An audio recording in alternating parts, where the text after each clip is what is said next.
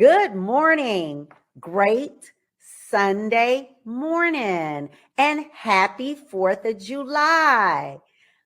Hope you are having an awesome summer, relaxing, getting a little work done, but uninterrupted work, enjoying your family, and enjoying this time in this season. We still must be vigilant. We must be vaccinated. I am a testimony. I got COVID traveling. My husband did as well, but it was no big deal. Nothing more than a head cold because we had received our second booster. So if you've not gotten your second booster, I urge you, I beseech you to get that done. It's a lot of noise going on. A lot is going on. So it is important that we as community leaders be the role models and examples. Voting cycle is upon us. So please, if you are in a state that is voting, please let your voice be heard by casting your vote. And let's make sure we're eligible to vote by getting your name on the roll, making sure your name is on the roll by updating your signature. That's my little PSA announcement for today, but we are super excited to rebroadcast our favorite Sister Covenant episodes this month, and we have a powerful podcast coming up today and in 2 weeks, part 2. So please share with all your friends. And again, if you want to see your favorite Sister Covenant podcast, let us know and we will air or rebroadcast your favorite episode. Have a wonderful 4th of July. Be safe, be vigilant, and God bless.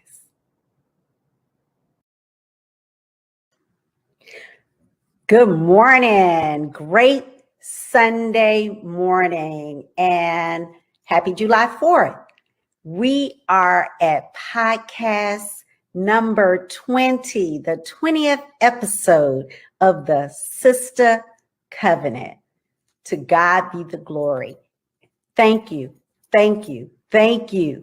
for being with us and staying with us over the last 8 months of this journey. We have more hills to climb and we have more empowerment to make sure we are all collectively arriving at the same time. We have a powerful panel discussion today about topics, some of which we've seen in the media, most recently racism, but also those that we've not talked about and are a little taboo to our culture, like classism and colorism. We're going to unpack all the isms, including sexism, in the next 2 podcasts of the Sister Covenant. But before we get there, we want to thank you, as always, for supporting us in your purchasing and your wearing the Sister Covenant apparel. If you've not yet purchased your Sister Covenant merchandise, it's not too late. Please go to our website, thesistercovenant.com, click on apparel, and you can purchase any of that beautiful merchandise. As you know, if you spend over $100, your purchase will go towards UNCF Emergency Fund, which is still so needed by our college students of color all across the United States. We also want to thank you for being a part of the Sister Covenant contest. So we want to go over the rules so that you can be a part of the giveaway.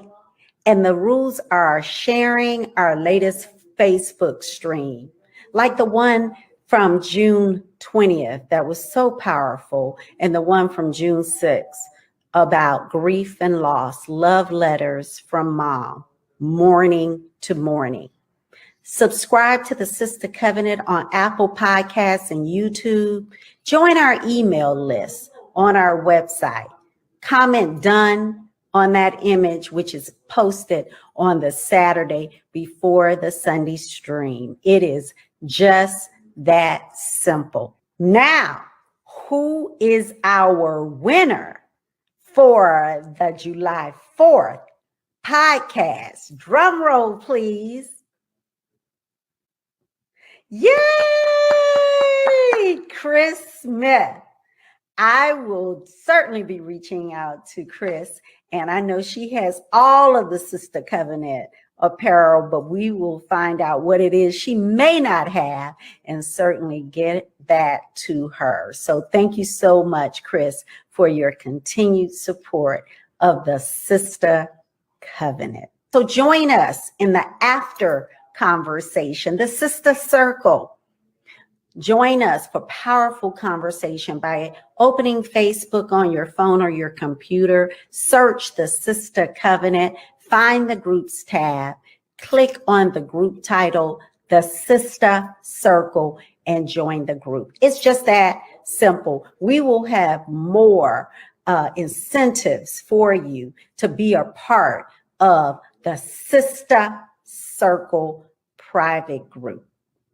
So now, I have the pleasure of introducing some phenomenal women in academia, women that have the titles, have the degrees, but have the heart for this conversation around racism, sexism, classism, colorism, and eradicating all of the isms that keep us oppressed as people, as women of color. So I would like to introduce them to you. Dr. Kimberly Allen. Dr. Allen is a native of Jacksonville, Florida, and she has been in the trenches around this subject matter for years. She is the CEO of 90 Forward, where that is an organization that engages thousands of citizens around the critical conversations of race and patterned with equal justice initiatives across our communities. Dr. Jamila Holcomb. Dr. Holcomb is a licensed marriage and family therapist in Tallahassee and the owner of Holcomb Consulting and Counseling, LLC. She specializes in individual, family, and trauma counseling. And last but certainly not least is Dr. Antoinette Landor.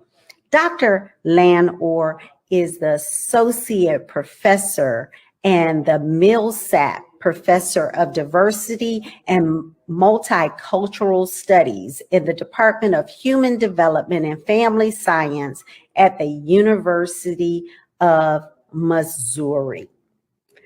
Welcome, welcome, ladies, to the Sister Covenant.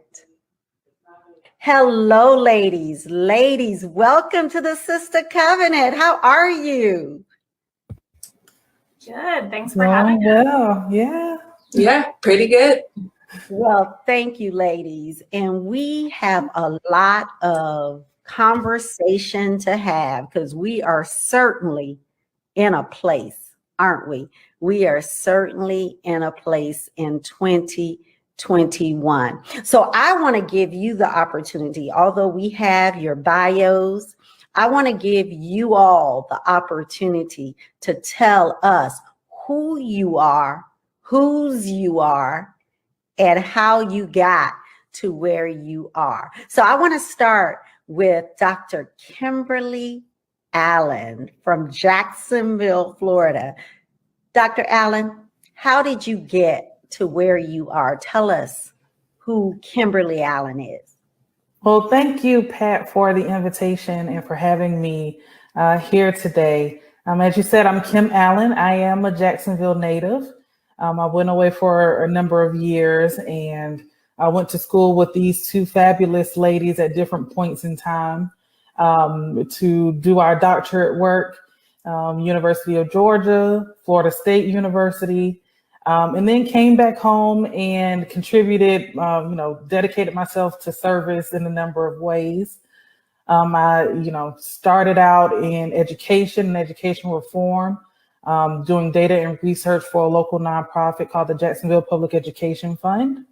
And then I transitioned over to the Florida Blue Foundation, doing data work and analytics and corporate social responsibility data and analytics work. And all the while I have been volunteering with an organization called 90 Forward. We received funding recently to hire full-time staff, and I transitioned from the board chair to the CEO. And so I've been in that role now for just about 6 months as the CEO, but I've been involved with the organization since 2016. And 90 Forward is an organization that's committed to helping end racism so that everyone thrives.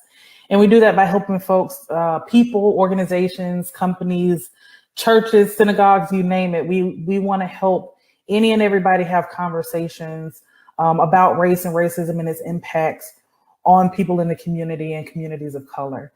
We do that through a number of ways, including our award-winning race cards, which is literally a deck of cards that have discussion questions on each side that allow people to have conversations about race. And we do it to the end of helping people to build relationships with each other and ultimately leading towards collective action. We do advocacy work around the city and as of late around the state. We also release research studies around the state of communities of color in our city. We also host community forums as well to get the perspectives and the stories of different people in the community who are impacted by race and racism. Wow. And I can tell you, powerful dialogue. So we're going to unpack a lot of that, Dr. Allen. We appreciate you for all that you do, and congratulations on your most recent rise in 90 Forward. Next, Dr. Jamila Holcomb, all the way from Tallahassee, my stomping ground. So Dr. Holcomb, tell us, who is Jamila Holcomb? Well, thanks, Pat, for having me. I wish I was from Tallahassee, Florida, but this is currently where I live. I have lived all over the world, which has provided a really unique perspective to me personally, but also to my work that I do. I was originally born in Anchorage, Alaska, so that's where I'm from. But yes, living in Florida now, having gone to Florida State for my doctorate. I am a licensed marriage and family therapist, so therapy is my training and my biggest passion, but I also am a teaching faculty at Florida State University in their Human Development and Family Sciences department. So I also teach undergrads in, those who are interested in this field as well. So with my therapy, since that is my primary passion, my goal has been to heal trauma. And so I would say that I specialize in trauma work. And most recently, I've taken it upon myself to learn about how I heal racial trauma within the therapeutic space. So within my therapy, I specialize in that. And I also do trainings and consultations, mainly to mental health professionals and educators on how we can heal racial trauma collectively. So I'm looking more as an individual perspective, with my work, with my clients, but also as a community, how can we make sure that we're on the same page and on the same healing journey together? And so, that's through my therapy work, but through my education, through my work in academia, I really strive to instill these anti-racist values in the students that I have so that they can, advocate for our communities moving forward in their careers. So that's my work. I'm really passionate about it, and I'm excited to be here today. Thank you so much, Dr. Holcomb. And I can tell you, I'll speak for my own self as a mom. I know when we had an opportunity to talk and I shared with you the birth of the Sister Covenant, it was because of all the noise. It was because of where we were starting back last May up until a very traumatic election. And my thoughts at that time was, my gosh, this is going to get worse before it gets better.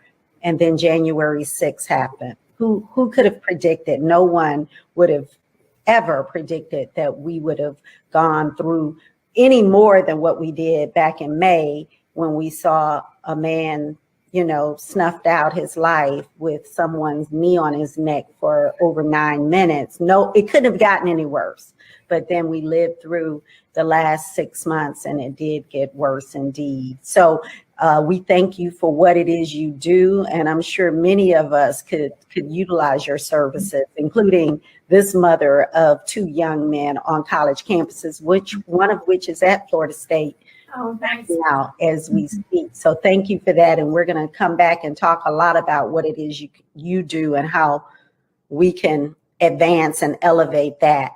And last but not least, Dr. Lanor, Antoinette Lanor, thank you so much for being with us today. And tell us, who is Dr. Lanor and what do you bring to this conversation this evening?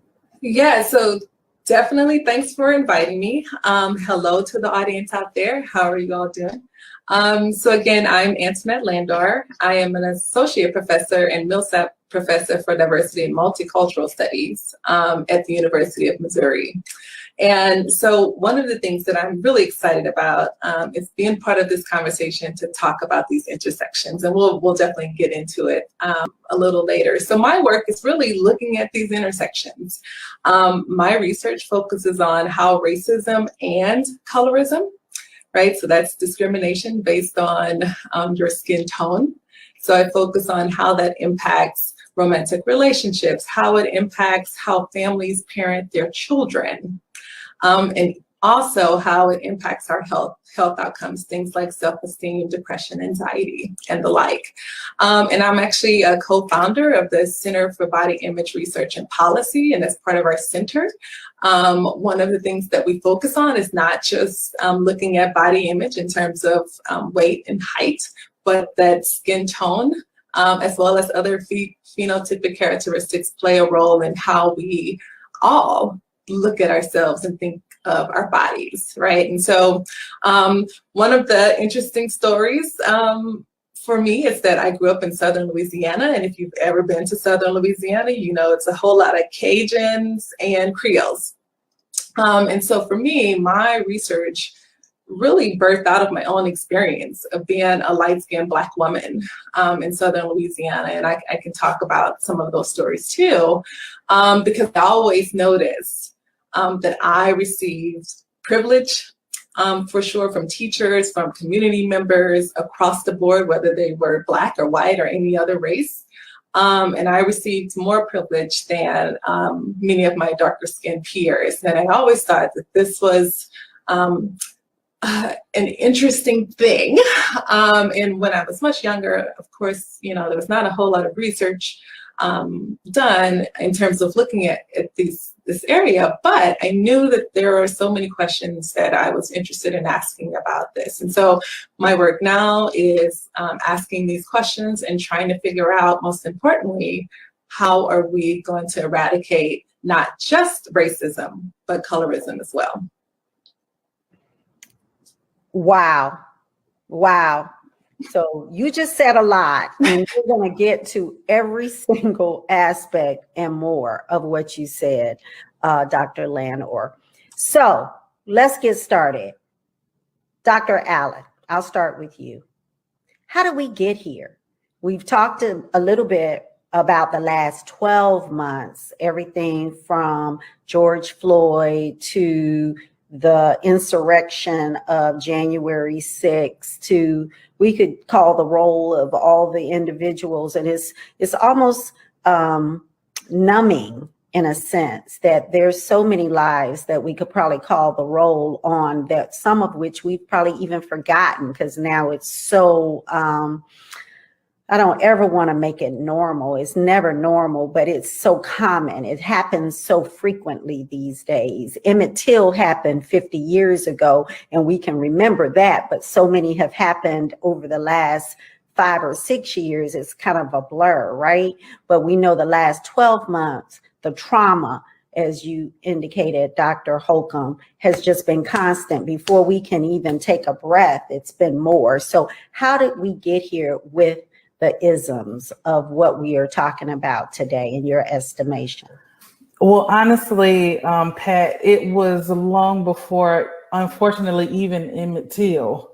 We got here because of the transatlantic slave trade, the notion of wanting to identify people and characterize people based on the color of their skin, and by attributing certain characteristics, personality traits based on said things. I was a part of a conversation probably now about 5 or 6 months ago. And the professor at Edward Waters College here talked about how typically people were identified by where they came from. So, you might be Nigerian, or you might be Kenyan. So it was intentionally about where you came from, because people wanted to assign origin to you. But then when we came to America, it was less about the where you came from, and it became more about stripping away some of the identity that was there in order to indoctrinate people who were brought here as slaves around, and give them the culture, right? And give them the servitude, just stripping away of their culture in order to adopt what was more acceptable, and to create a hierarchy. Quite honestly, a hierarchy of better than, or this group is better than, or this group is less than. So it started a long time ago. And I would agree with you that because now we have things like video and we see it more often, we are becoming desensitized in some ways. I personally have not, because I watch these videos to remind myself that these are not just, this is not another name, this is not another hashtag, but in general, that trauma is relived, and it's been handed down through genetics for, generations. And so we are seeing these things, and I talk a little bit about the work we do with the Jacksonville Community Remembrance Project and memorializing victims of terror lynchings. That happened, right? There were postcards of lynchings that were sent around. So unfortunately, this isn't even close to new, not even in the last 12 months. And there is the unfortunate, because it happens so frequently, that we can become desensitized. Some names we know, and some we've never known, and some we will never know. So when you hear individuals that may not share exactly the same view, see it different, and they indicate, well, what about other people who have been maybe killed, and we don't highlight those people. You've even had folks compare auto accidents. We don't talk about those people. Why are we focused so on this aspect of the unfortunate? I don't think anyone has said it's not unfortunate, but why are we so focused on what we've seen happen over the many years, the hundreds of years? Right, because the thing that underlies it is the act, the intention of racism or bias that underlies all of those sorts of killings. When most often when folks are reaching out, they say, well, what about Black on Black crime? And what I say is, when we talk about homicide in general, right, it tends to be about proximity and who you're close to. And we tend to be in relationship or confrontation with people who are closest to us. That can be family members, friends, or people who tend to look like us. And so Black on Black crime is white on white crime, is Hispanic on Hispanic crime.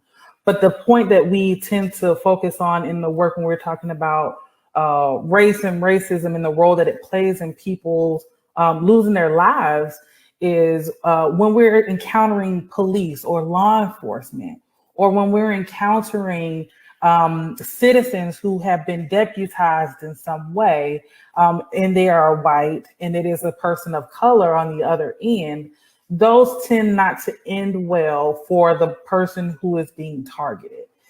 Those individuals, Black, Hispanic, Latinx, Asian people, tend to have a higher rate or instances where they might lose their life in those interactions. And that's a separate category unto itself. I want to unpack that, and I want to get Dr. Holcomb in this conversation as we talked about the trauma that we've all experienced. Some of us react and deal with it differently, and you have the opportunity to maybe talk to younger people and families, and you're in a college town. Tell us about what Dr. Allen just alluded to as it relates to authority figures, the police, and the fear, quite frankly. And I'll just say, and the audience knows, I've shared this before. I have two young men that are college age, one of which just graduated, so I can't say two college students, but two young African-American men. And I was petrified and scared. My youngest came home two nights after Floyd with a do-rag on his head. And we know what that is and the perception of what that may be. So he had his hoodie on so that that wouldn't be showed, because he knew he couldn't just walk around and let me see him with the do-rag. But when he came through the door that night at 8:00 from Tallahassee, I was upset. I said, you will not do that, because if you get stopped by police, they're not potentially gonna know that you are a finance major with a 3.7 GPA and all of these accolades. They may just see you as a threat. And if it goes sideways because you don't conform, or you ask too many questions because we taught them to advocate for themselves, that may not go well for you. So again, trauma, I'm kind of transferring my baggage onto him, and I'm making him fearful too, probably. Talk to us about what we've seen around the whole defund police. And is that what we really want, or is it just a reaction to where we are? Sure. Yeah, there's a lot there, because you're certainly talking about like a trauma response. And I want to get there too, but you're also speaking about what's called racial socialization. So those are the conversations that families of color have with their children to prepare them for potential discrimination experiences, to prepare them for interactions with the police. So all of those, conversations that you've had with your son, and that many of us have with our family members and with our children, is in an effort to keep them safe, in an effort to protect them, and an effort to make sure that they come home alive. And a lot of what we see in the literature about racial socialization is that it's a very protective strategy. That this is one of the resiliency factors that families of color, Black families, Latinx families have to be able to pass down to their their children and protect them from discrimination. It has lots of positive outcomes for kids. You know, it helps increase their racial identity and develop a positive racial identity, which has a lot of protective factors for their mental health. So on one hand, this socialization strategy that has come about because of a trauma response is a like protective factor. It's a real strength within communities of color. And so I wanted to highlight that strength first, but I do think what you said initially about the trauma is important because that's where it's coming from, right? So we've been through so many traumatic experiences for centuries. As Dr. Allen was talking about, this is nothing new. And so over time, we've had to learn how to cope. And so, you know, the stories of previous generations, our own experiences, the history and legacy of enslavement, your personal experiences with racism, witnessing all of the police brutality that goes viral now, as we've been talking about George Floyd, all of that gets stored in our bodies and gets stored in our memories as a traumatic experience. And so we cope with that in very different ways. In the short term, in terms of coping, a lot of us are probably going to experience more distressing type of symptoms. So we're going to be sad, we're going to be angry, we're going to have nightmares, we're going to not feel safe, we're going to feel anxious in our bodies. We're going to be hypervigilant around law enforcement, around police officers, or around any type of area or, you know, community that doesn't feel safe. Perhaps if you are in a community where you feel as if you are like the only, for instance, not the majority in a community. And so, you know, when we're experiencing trauma in the moment, it's going to be those more like distressing feelings. And we learn to cope with those. We can learn to cope with those. A lot of times, I think what we do is we just like turn off our computers or turn off the TV, or hopefully we have communities of support that we can go to and process these experiences with. But what we don't talk about as much is how the longevity of the trauma, like, you know, gets passed down through generations and generations. And so that trauma experience and those traumatic experiences pile up and they get stored in our bodies, and we pass them down to generations through our genetics, but also through our stories, right? And so through our fears, through our own just concerns for future generations. And so the trauma gets, you know, it just gets passed down intergenerationally, and it's very difficult for us to get rid of that until we can acknowledge the impacts of racism and really work towards like collective healing. I hope that makes sense. I know that I'm saying a lot here, but I wanted to highlight the resiliency factor, but I also want to acknowledge that it has come about because of this significant trauma that has been passed down historically and intergenerationally. And communities of color have just been so resilient in finding ways to continue to cope and continue to thrive. And so we do have some positive outcomes like ethnic racial socialization, but we also have some negative outcomes as well as a result of the trauma. And, you know, certainly we're going to talk about colorism and internalized racism and, you know, just lingering mental health concerns, lingering physical health concerns. There's a lot of negative impacts that we're having to deal with as a result of this generational trauma. So, Dr. Landor, when Trayvon Martin was killed by someone that decided he didn't belong in that space, I think, and help me ladies, I don't want to speak out of turn, but I think our president at the time, President Obama, said Trayvon Martin could have been my son. And I think what was surmised by that statement was he could have been me. His color, you know, he wasn't maybe what mainstream America had painted as this big, dark, ominous, kind of George Floyd-like character. Because when we've heard about George Floyd over the last 12 months, even during the trial, his size, his stance, his power came into a conversation. He was the victim, but somehow it came into a conversation. But Trayvon Martin, not so much, but yet he had the same outcome. My question for you, Dr.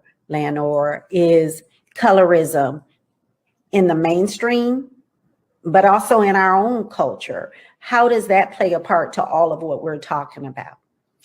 Yeah, so and I'm glad we're talking about colorism in this conversation. I think a lot of the focus this past year has been really conversations around race, right? Race and racism. But colorism is also an ugly friend to racism. And so we know in the US and really all over the world that colorism historically has been around, but even in my contemporary research, we see colorism playing out in how police interact with people of color. It plays out in terms of job prospects and being hired, in terms of marriage likelihood, even in terms of education and how teachers treat their students. And so really in kind of this conversation about policing, we see the same thing, even in sentencing, that darker skinned individuals are more likely to be sentenced and have a more severe prison sentence compared to their lighter skinned peers. And so in some ways, I have argued that I think of perhaps a few decades from now, when you can look at someone and not necessarily know their race, right? The really ambiguous people talk about, right? I can't really tell what their race is, but they're probably Black and mixed with something else, that perhaps race in and of itself may be out of the door because you won't be able to say this person is Black. However, our ugly little friend, colorism, will still be alive and well because you will judge people based on how light or dark they are. And so the same will be the case with policing and all the other examples that I gave. And so this is one of the reasons why I argue it's so important that we continue to talk about colorism, because even as racial mixing is happening across the globe, there will still be some categorization happening, and that people will still make judgments and treat people differently based on the lightness or darkness of their skin. So ladies, help me. Maybe we need to go back a little. And we're all educated, so this is not to offend or to insult anyone. Racism is a construct.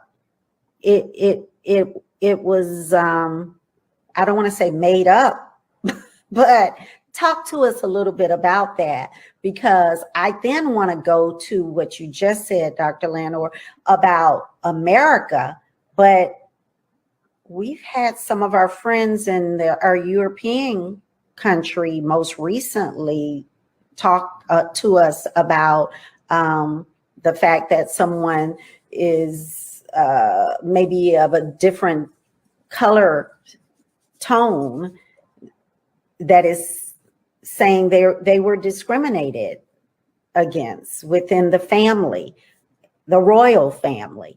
So is it just a construct of America, or is this just human beings and categories? So talk to us and educate us, ladies, about the racism and race, the construct of race in general.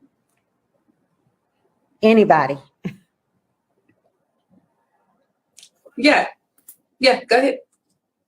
I mean, race, you're totally spot on here. That is a social construct, and we know that it changes from generation to generation, right? There was a point in America in which to be Irish American meant something different than what it means now. And so it is definitely a social construct and changes with culture, location, and time.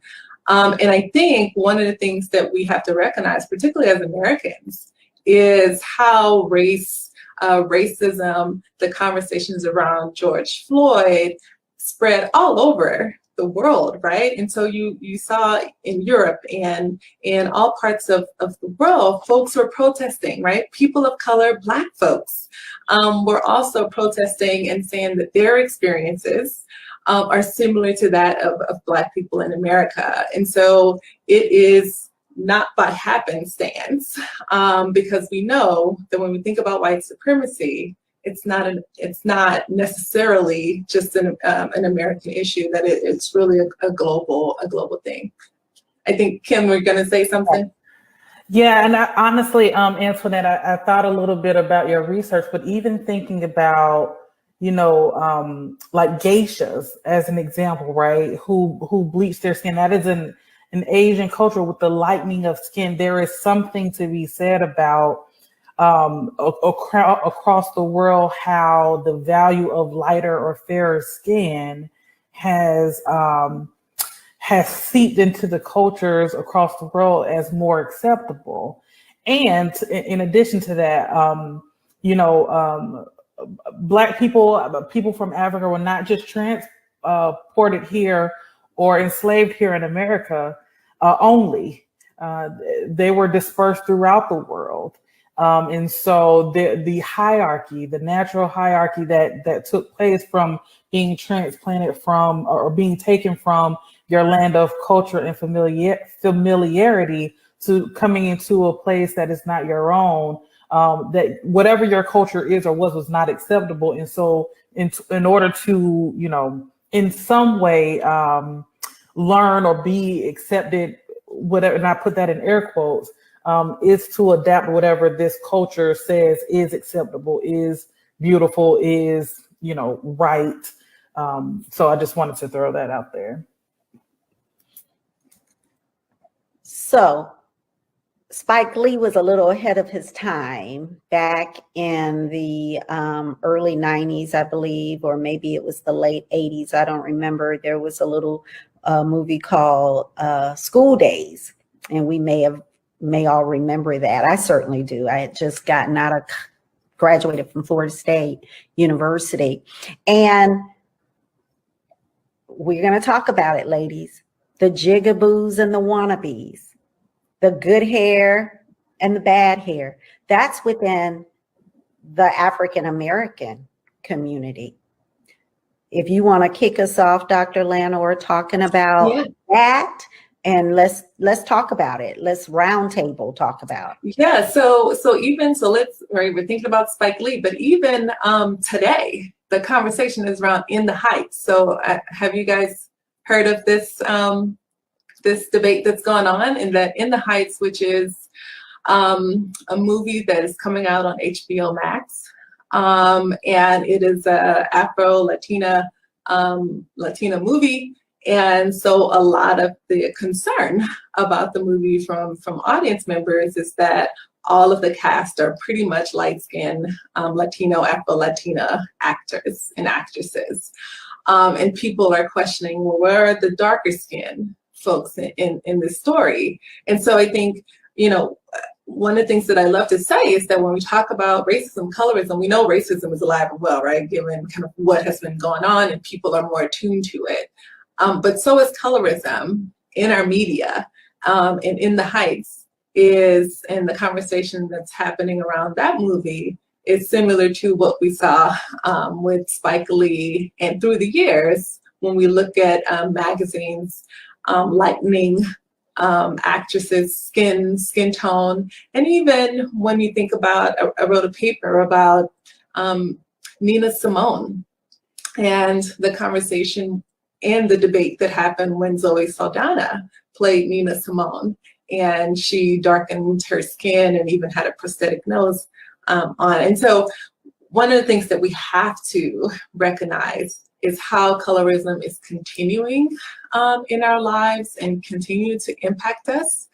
And so we see it within our communities of color, but also across the board, right? And so if you think of the movie that I'm talking about, In the Heights, how many people have, who were the editors behind the scenes, who even were the casting managers, who were hiring folks, and no one noticed, right? That we don't have enough dark-skinned folks, no one noticed, right? And so then the question is, even in woke culture now, that there's still some missing pieces, and we have to acknowledge that and really make changes, right? If we really want to make changes across the board, it's not just having an all Latino or an all Black cast, but it's also the diversity in your Blackness and diversity in your Latinx-ness. Dr. Holcomb? Absolutely. I think I was going to say, I think it's so important to talk about how, usually when we talk about racism, we talk about, the interpersonal effects of racism. And, we talk about the police brutality or discrimination experiences, but we don't talk about how we, as people of color, have internalized racism as well, and how just this value of whiteness, as we've all been talking about, and this idea of white supremacy, that the closer you are to whiteness, the more valued you are, how that has been internalized within communities of color. And so what happens inevitably over time, and unfortunately this is how successful racism is that it no longer has to be overt forms of oppression from an oppressor to somebody who's oppressed. It can then be internalized by oppressed groups and then perpetuated within communities. So you would think that the person who's initiated the aggression no longer has to be the aggressor anymore, because the victim starts, perpetrating themselves. And so it's this kind of unfortunate dynamic where we've seen over time, communities of color will internalize these values that, darker skin is not beautiful, big noses are not beautiful, big lips are not beautiful, unless they're on white skin, right? And so we've seen this play out time and time again, where it's like, well, if a Black woman has cornrows, that's not professional, but if Kim Kardashian does it, then it's beautiful, right? And so we really, really do need to take a look at how, once we've gotten to this point, as a community, how have we internalized the racism and at this point are perpetuating it within our own communities? And it's not to say any type of blame. That's just how racism is set up. Like, that was the whole goal. And so it's not a blame on oppressed communities. It is kind of what Dr. Landor was saying, is that even though we're in this era of wokeness, that we all have to wake up. We all have to be intentional about learning and unlearning all of the things that we have been perpetuating that are contributing to colorism, that are contributing to internalized racism, and at the end of the day, contributing to white supremacy. So it is a just continual self-evaluation process and community evaluation and just an unlearning process for all of us, because it just doesn't make logical sense that all of these people would create this movie In the Heights, right? All these people would have a role in this movie and nobody would say, we have no real diversity in this movie of skin tone, right? But it does make sense when we think about how ingrained racism is and how ingrained white supremacy is, that we wouldn't even think about it unless somebody points it out. And there's so many countless examples of this. And so it is just a constant learning and unlearning process. Thank you so much, Dr. Holcomb.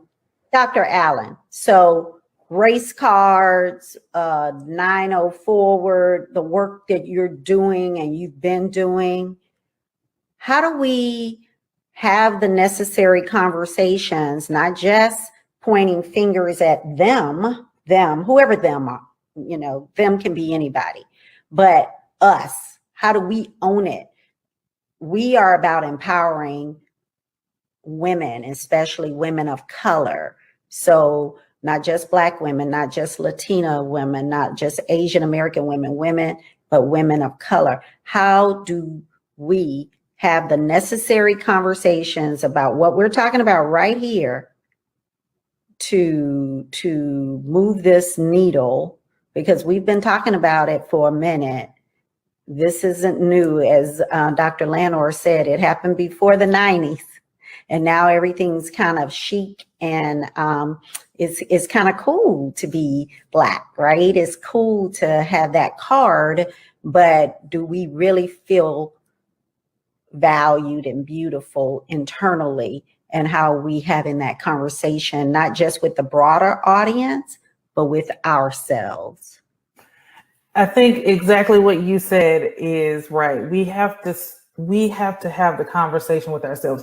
And I think we're having it on a level, right? Like I think as Black women or as women of color, we are talking within group about the Black-white dynamic or the Hispanic Latinx white dynamic, right? But to the point of us needing to even talk about what's happening within group and how, we have been conditioned, as Dr. Holcomb said, conditioned to internalize the ideas of what are beautiful, what's beauty, what's strength, what's acceptable within our culture. And I think at the heart of all of it is this idea there is a privilege, right? That regardless of what group you belong to, there is some privilege that comes along with that. And some privilege is afforded to some groups. So if we're talking about light skin versus dark skin, right? There is some privilege with a lighter skin than a darker skin. There is privilege with being white versus being Black, Hispanic, Latinx, or Asian.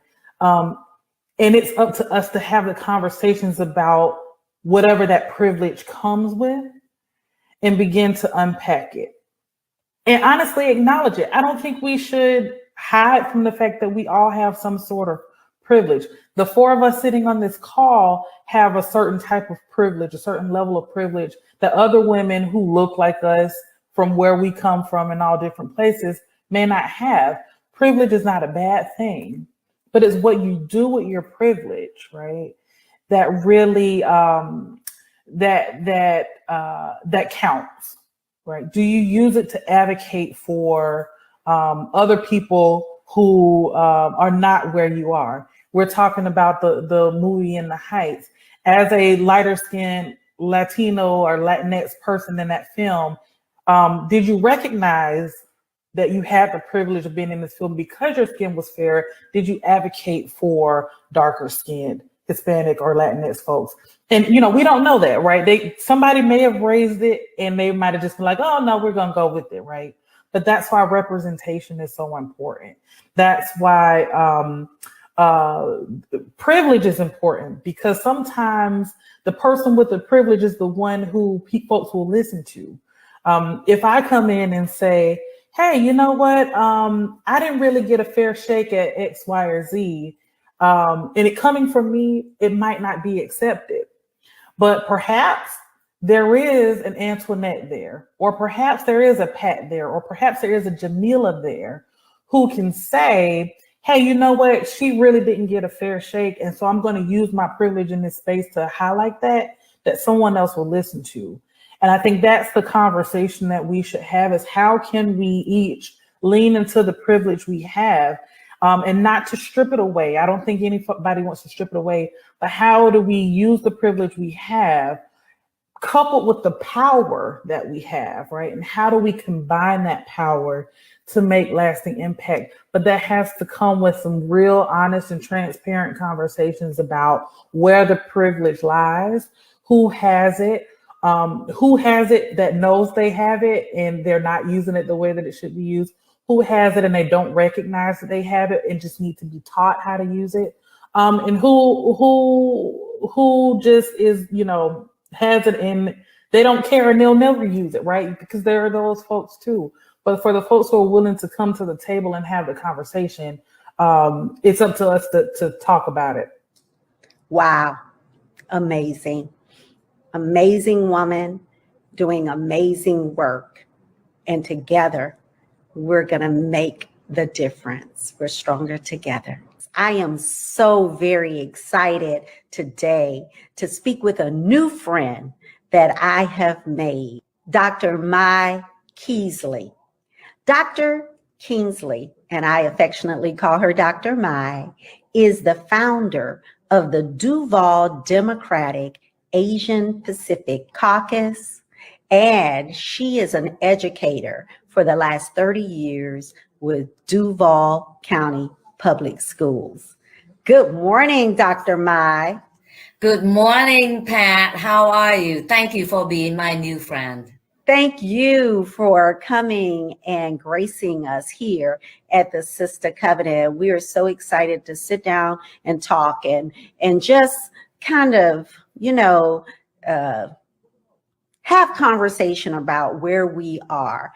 Over the last year, 15 months, we've seen a lot and heard a lot in the media. And we've had some definite rhetoric that has been hateful and hurtful to many people. And the Asian American community has been right in the center of that. How did we get here, Dr. Mai? Has it just been because of the COVID-19 pandemic? Is that where we got started with all of this? How do we get where we are today? Well, I think that if we look at the American history, we can kind of recognize that Asian American has always been somehow, excluded with various, things that I will kind of talk with you a little bit later on, and think about different laws that have been enacted at the state level, at the federal level, to somehow set it apart from each other. And sometimes even our history had taught us that we are very good about pitting one Asian group against another. So I think over time it's the history of racism against Asian Americans is there. But that so very, very blatantly display of racism and hate towards Asian Americans is when the pandemic started, as you alluded, at the introduction that you just made, and so think about in the last 15 months at the national level, starting with our president, with the national leader of this free world, this great democracy that somehow gone around and call the pandemic as China virus, the Chinese flu, the Kung Fu flu, all of those rhetorics that is so hurtful. And so think about, the community out there who's really figuring it out, who is Vietnamese, who is Chinese, and who is Japanese, right? So when we are walking on the street with the rhetoric coming down at the Asian American, who is to know which group is Chinese and which group is Filipino? So we all lump in together, and think about how sometimes it may not personally affected us, but all of that hate and the violence that kind of directed at us in the past 15 months, you can't help but feel and taste it on your mouth when you go outside. And so all of that, think about how my family members, we talked about how when they went to work at the nail salon, they, they were fearful of asking, people to put their mask on when they were allowed to work, and that was months after, we were locked down. And they were fearful because they did not know, what to do, because sometimes you see members of our society, they know they're supposed to wear a mask, but they didn't. So my family members and my community members are afraid to even ask them because they were afraid of being blamed for or yelled at for being too outspoken against them. Who are you to tell us to put the mask on? And then who are you to dare to say these kind or correct us in our manner? This is our freedom, right? And so that kind of aggressiveness against our Asian American, and sometimes my family members even suggested that. They said, oh, wait a minute, we are not Chinese, so don't hate us, right? But the thing is, you are forced in a corner to say that so that the hate is not directed at you. But at the same time, that kind of mentality force the Vietnamese different groups kind of fight against the other group, isolate, each other so that we will not be blamed, and I think it's kind of a sad thing that we are doing that to ourselves. And then we even, my mother even reminded us sometimes, saying that this is uncertain times, unprecedented time. You all have to be very careful. Things are very unpredictable. So make sure you go out, when you go out, look around you. Now, we are all 40s, 50s, and 60s even. And she are reminding us to do that. She never had to do that, to us. Because my mom said that, don't forget, they don't know you are Vietnamese. They might think you are someone else, and they just shove you from behind, like what we see in TV. At the national level. And then I even have students that share with me about their mother reminding the siblings, when you go out, please be careful, look around, know where you are going, so that you can protect yourself just in case someone hurt you. And then some students even said that when they are at school online with me, they are worried about their mom. They don't too worry about their fathers, but they worry about their mother, going to work or going to the grocery store. Are someone going to hurt them? Yeah. And they said they never felt like that, and then some of my students said that, they may not be directed, these hate crimes may not be affected them personally, but that they felt, they are personally attacked because they are Asian American.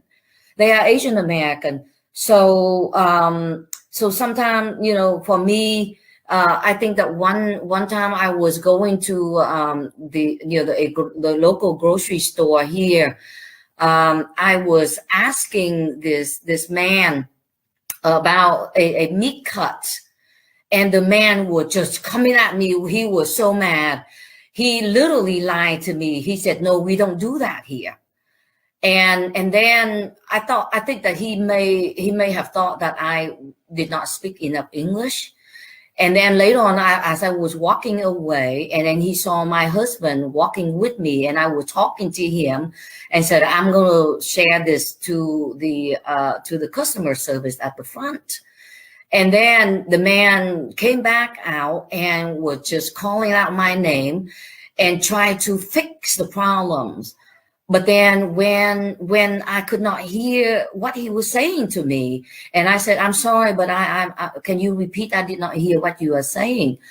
Oh my gosh, he went ballistic on me, and he would just literally kind of yelling at me. He said, so I do not speak enough good enough English for you.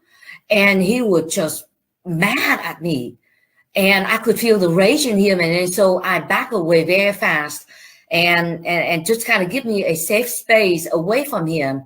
And I walked away and I had to report it because, to me, I guess I have to enact on it and report, because I don't want my students, my family members, and other people, who may not have enough English or the command of the language to counter that kind of rage that unnecessarily directed at them, So that was my experience and the anxiety level of things that I felt this year. And then, and the people in my family and my students share with me this year that I have never had that kind of experience before.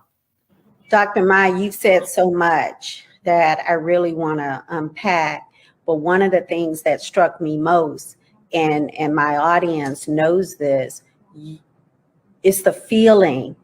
I have 2 young adult sons that I shared with you when we spoke are of mixed heritage. Their grandmother, my husband's mother, is from Okinawa.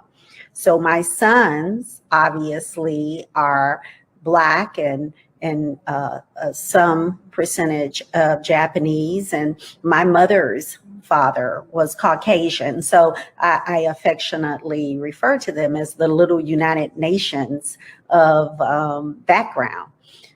But why that's important is, as people, as citizens, all of these United States, we call this home.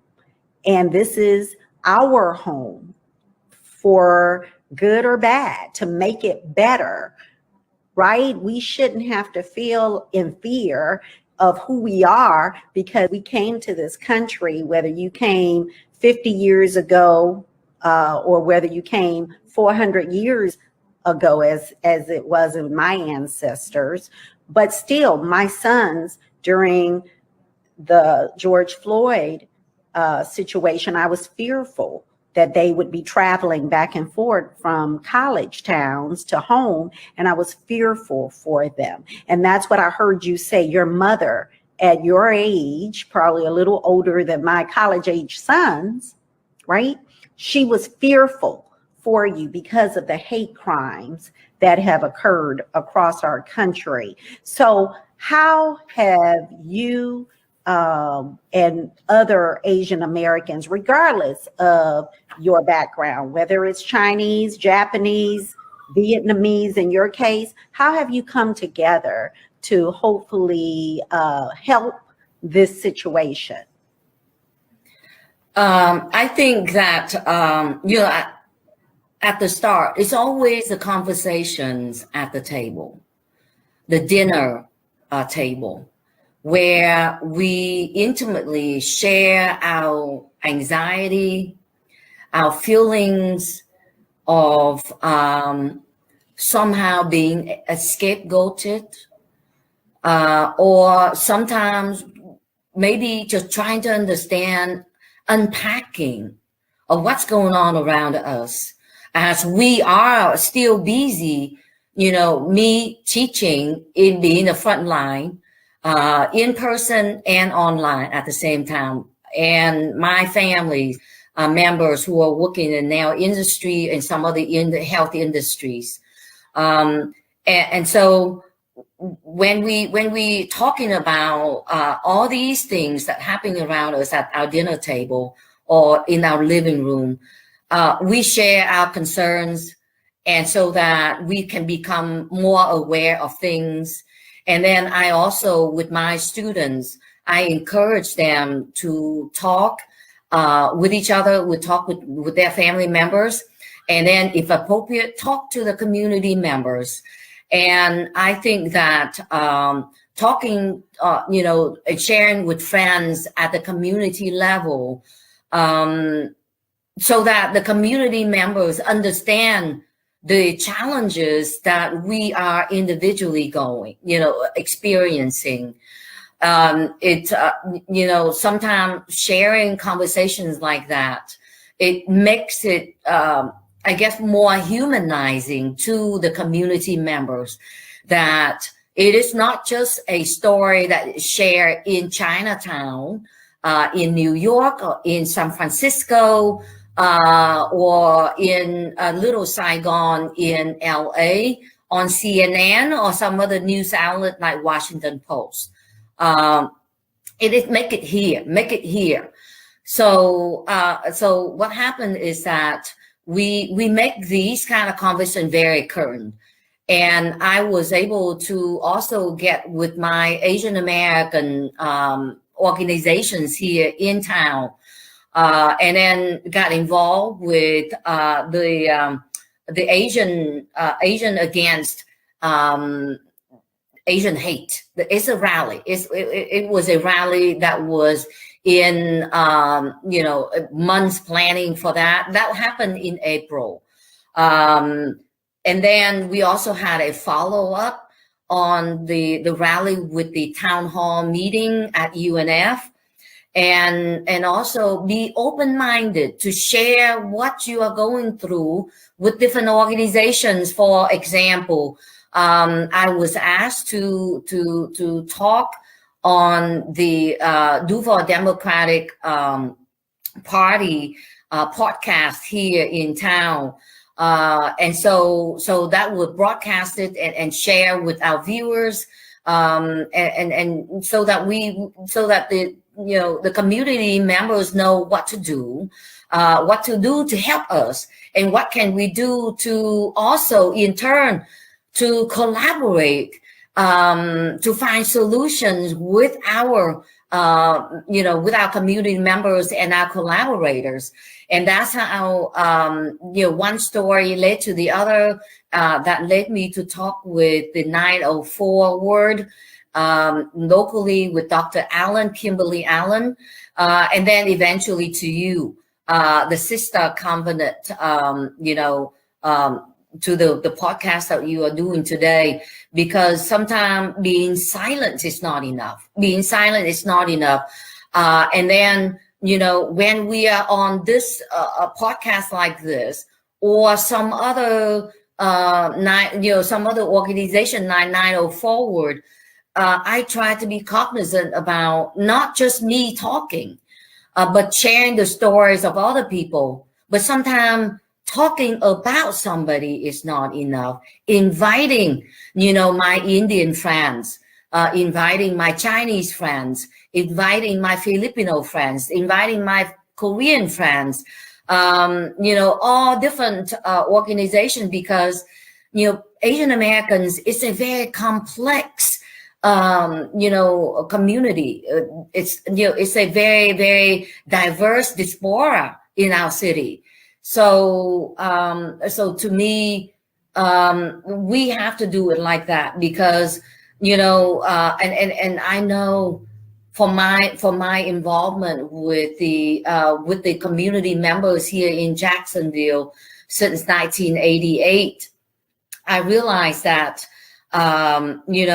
we have to be friended with our African American, with our Black community friends, that, they have been the forefront of activism for, the politics of our voice, knowing how to use it, and not for your own voice, but for the voice of other people, for the minoritized groups of people.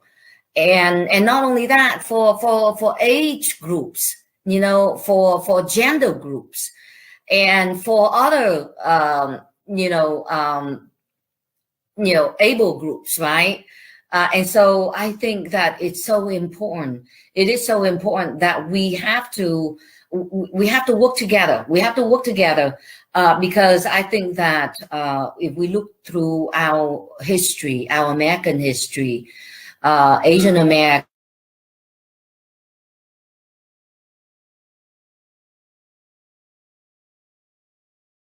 understand activism very well, and so I think that that we should somehow, as we are doing this, we first must understand the totality of the dominant narratives there, and the racism in many aspects of our society. And if we don't understand that history, we need to sit back and read about it. And then when we study our history, I think that, Pat, what you have mentioned earlier that I found very profound in is that we once we understand something, we should not just focus on the hate alone. We should focus on the solution. What must we do to move forward, right? So I think that once we identify who we are, who are the people standing around us, did we understand the experiences of the people who have suffered or have experienced the gravest human tragedies, the most painful injustices, and so that to me would have to be the stories of our Black Americans. And without that understanding, we cannot move forward very, very much. We cannot speak in empathy, in deepest understanding of injustices. And so I think from that I can say that I can move forward with songs in my heart and the happiness of the soul to really to work with my other minoritized group of friends. I hope that makes I hope that makes sense. That makes perfect sense, Dr. Mai, and that's spot on.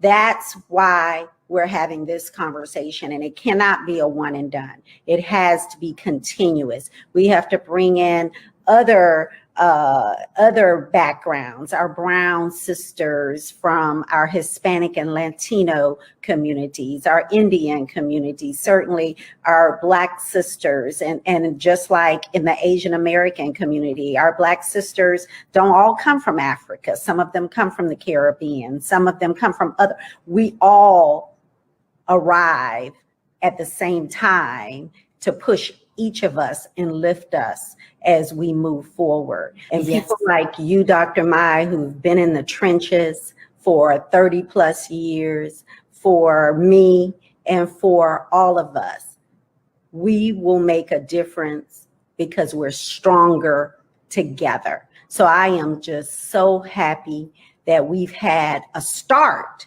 to this conversation, but it's not the end. It will be a continuation, because that is how we're going to make change happen. Thank you so much. And you got to promise to come back again, Dr. Mai. Thank you so much for seeing me, for acknowledging me, and people like me. Thank you. I'd be happy to come back, Ms. Pat. Thank you. Thank you. Thank you. What powerful conversations with some amazing women. Wow. You don't want to miss part 2 of taking back our power over the isms: racism, sexism, colorism, and classism on July 18th. Invite all your sisters to the next Sister Covenant. And as always, my sisters,